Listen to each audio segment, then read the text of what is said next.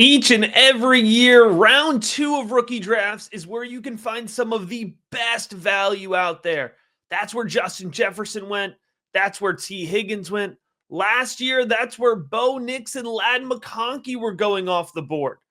This year, I have 4 second-round targets that I need to have on my fantasy football roster. I spend all season on these videos in the Rookie Big Board Discord, on the podcast, telling folks over and over again, trade for second-round picks because you can get some of the best value year over year. So I would be an absolute hypocrite if I didn't take some time to identify the 4 targets that I have in this year's second round that I think could return the best value. And I'm going to start here with a tight end. I like this landing spot a ton for Mason Taylor, the tight end out of LSU. He lands with the Jets, and I expect him to be somewhere in the 203 to 206 range. I think when you're looking at this year's ADP, there's going to be a little bit of good spillover from the first round. That's going to last a couple picks. But by 203, that's where things break open. And that's where I think Mason Taylor gets in play, especially if you have a tight end premium. But even in a non-tight end premium, 204, 205, it's a reasonable spot to take him. Why am I so bullish on him? Well, if you watch his LSU tape, you're going to see a player with really reliable hands who's a consistent safety net over the middle of the field for Garrett Nussmeier. It was Garrett Nussmeier's first year leading the LSU offense. He needed a reliable player overnight over the middle to help him succeed and break out. Well, Justin Fields, this isn't his first season at quarterback, but he's going to need a reliable receiver over the middle of the field to help him break out in his first year in New York. Back to Mason Taylor. He's fluid moving laterally. I like his ability, especially for a tight end, his athleticism, his ability to build up speed moving downfield. He gets off the line of scrimmage fast. Sometimes even athletic tight ends don't get off the line of scrimmage fast. He absolutely does. I love his ability to win in traffic. When I talk about winning over the middle of the field, this is what I mean. Mason Taylor wins body positioning. He'll have defensive backs and linebackers draped all over him. It does not bother him. He's going to go and attack the ball, and he holds on through contact. He's got great hands. His blocking ability won't get you fantasy points, but it will further reinforce his ability to get on the field early on because he seals the edge very well. He fires off the snap. He engages well with defenders. He hits his run blocking assignments. He's also got a really mean pull block. I don't know how much that's really going to come in handy, but I mean, they used him a lot in that way at LSU. So Mason Taylor, he's a well-rounded player, but he's got plus value as a pass catcher. Year one projection for him, 50 receptions, 524 yards, 5 touchdowns. That is a bullish stat line for a rookie tight end. That's an aggressive stat line. And that's why he's leading off this video, because it's not normal to project a rookie tight end for over 500 yards. And believe it or not, it's not normal to project a rookie tight end over 4 touchdowns. But I'm pushing the projection. I'm making an aggressive projection for both because I think Mason Taylor fits perfectly in this scheme. I think he fits perfectly with Justin Fields. Obviously, the Jets have invested the draft capital. Oh, and by the way, folks, who else other than Garrett Wilson is catching any balls in this offense? There's a clear runway for Mason Taylor to make an immediate impact on your fantasy lineups. There's also a really clear runway that seemingly nobody wants to get on, except for me, for Tyler Shough to make an immediate impact on your fantasy football rosters. I understand you may not have liked Tyler Shough pre-draft. I loved him pre-draft. I thought he had great tape. I'll get into it here in a second. But if you're fading him at this point, you're just fading him to fade him. And if he gets there in the mid-second round, 205 to 208, which I think he will in a lot of my drafts, then I'm going to have a ton of Tyler Shough. He's a gunslinger with the arm talent to back it up. I mean, he forces the ball into tight windows, but he's got the accuracy and he's got the power to be able to do it. He threads the needle very well. Shough can hit his guys at all 3 levels of the field. He's got evident arm strength. I mean, he could push the ball 40 yards downfield easily. In the Kellen Moore scheme, in an offense that has been built to push vertically, Tyler Shough is a perfect fit. I love his release, and I love his ability to hit a variety of release points, right? When I say variety of release points, I want you to think about what you love best about Pat Mahomes, right? I mean, his ability to drop his shoulder, to drop that arm angle, find the tight windows, find those creative slots. And by no means is Tyler Shough Pat Mahomes. It's not even in the same category. But in terms of the ability to find multiple release points, you can find a similarity between their two games.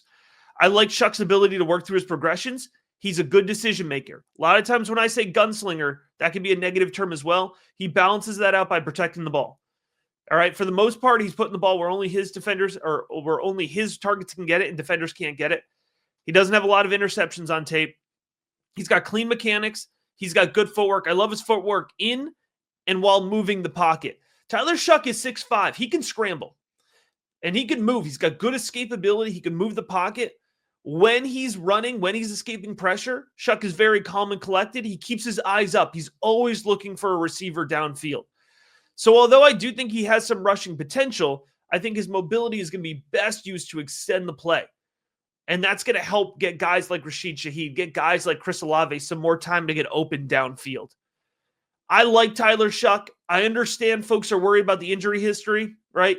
We have collarbone fibula. None of those are muscle issues. None of those are ACLs. None of those are rotator cuffs. Those are clean breaks that have healed. I understand that he's old. I do not care that he's old. All right.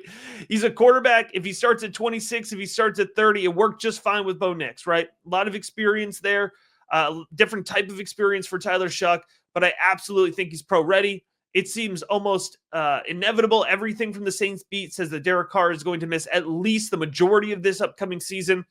So you're drafting a starting quarterback in the second round of superflex leagues. I mean, that's an absolute steal, folks. It's an absolute steal there with Tyler Shough. Year one production, I expect him to complete 64% of his passes. That's a good, not amazing number. So it's a conservative estimate. 3,500 passing yards. Again, big arm talent. So pushing that ball downfield, that's going to be the key. Touchdowns is always a big one to project for rookie quarterbacks because you want a high touchdown interception ratio for somebody with good tape like Tyler Shough. But it's always a transition for rookie quarterbacks. So you always project a little down on touchdowns, 23, and you always project a little high compared to what you think their decision-making ability is, 10. So 23 to 10, it's not a blow you out of the water projection, right? I'm giving a fair projection for Tyler Shough, even though he's somebody I really love. I'm not just jacking his numbers all the way up. 230 rushing yards, absolutely in play. 2 rushing touchdowns, absolutely in play here for Tyler Shough. Now, I've been talking about my projections here with Tyler Shough, with Mason Taylor. If you want to see my full projections, not only for every single rookie that was drafted, but every single NFL player, along with the rookie Devy and Dynasty rankings, along with volume 2 of the Rookie Big Board Guide, which has dropped. It is out with post-draft landing spots, updated rankings, updated projections, 80 profiles, over 110 pages. All of that, along with personalized advice in the Rookie Big Board Discord, all of that is available for just $5. You can join patreon.com/rookiebigboard. The link will be in the episode description. Folks, there is no better time to get ahead of your league mates and to win your rookie drafts. And there is no better time to talk about our next guy because he is super fun. And I'm going to be completely honest with you. I did not want to like him as much as I do. I watched the Kyle Williams film. And I was like, yeah, I get it. I like it. I see the upside there.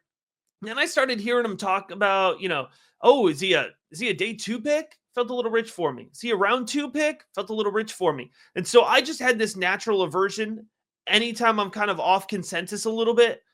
And then I see he goes day 2. All right. I see he goes to the Patriots. All right. And then I really get into the projection sheet. And I really think about how Kyle Williams wins. And I really think about what the Pats need and how Drake May wins. And after thinking on it, I'm in. I am all in on Kyle Williams. And I'll tell you why. Because if you look at Kyle Williams' skill set, you have a few elements. And you're going to start with reliable hands and really good reaction skills. He doesn't have a big frame, but he extends his frame well. One of the reasons I said, I was a little cool on his tape at first is because I think he wins like a big man and plays along the boundary at Washington State. But he doesn't necessarily have a clean role doing that in the NFL, right? So I was a little worried about that scheme mismatch. But I'm going to talk about it here in a second. I'm not as worried about that anymore. Williams is speedy off the snap, so he gets to top speed quickly and he accelerates very well moving downfield. I do think he accelerates best in a straight line, but he is able to speed over the middle of the field, be speedy over the middle of the field. I like his ability to separate inside out through his routes. I mentioned he's playing primarily outside.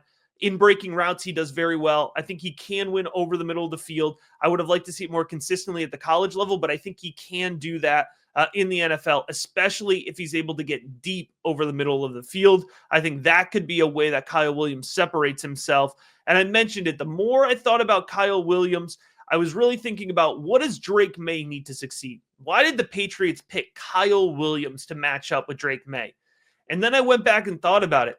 2022, Drake May's breakout season at North Carolina, Josh Downs, that was his guy. Vertical field stretching ability, great hands. I know you think of Josh Downs as a slot guy. He wasn't in college, right? So deep vertical ability, a good ball tracking, that speed to be able to separate downfield that pairs up really well with Drake May's big arm, right? Just lead them downfield on those deep balls. I saw a lot of similarities in their game. And that led me to a pretty aggressive projection on Kyle Williams. Oh, and by the way, something that helps his projection, I mean, you got Stephon Diggs and who else? I like Demario Douglas, but folks, come on, right? So there's plenty of volume and opportunity in this offense. Kyle Williams, I'm projecting for 61 receptions. I think he's going to catch 71% of his balls.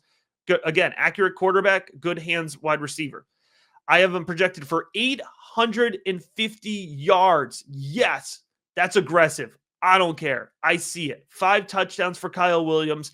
If you're taking him, 205 to 208 in your rookie drafts, I'm not going to sit here and tell you he has the best floor of anyone in this draft class. There's a real scenario where, he's closer to 350 yards than 850 yards, but the upside is there. And this is the range to lean into that upside. If you want to go wide receiver here, Mason Taylor or Tyler Shough off the board, like I mentioned earlier, then Kyle Williams is a perfect player for you. He's a perfect option here in the mid-second round. And I've got one more player that I do not want to leave my second round without. And that is Terrance Ferguson, the tight end out of Oregon, who goes to the Rams. And what I like about this one is I think you can get him at the very end of the background. 210, 211, 212. I think that's fair play there for where Terrance Ferguson is going to be. I loved his tape. He was one of my deep sleepers before the draft. I thought I was going to be able to draft him round 5, maybe round 4 in a tight end premium. I thought he was going to fly real under the radar. And then Sean McVay went and just totally threw that whole thing out the window. And if you were watching the Rookie Big Board live stream that we did on day 2, you would have heard me right before the pick. I said, it might be around early, but I think Terrance Ferguson matches very well with Sean McVay. Boom. And then they announced him. And it all clicked. It all made sense for me. His tape, sticky hands. I like his ability to extend well off target. He catches the ball very well. He catches the ball in stride and continues moving upfield.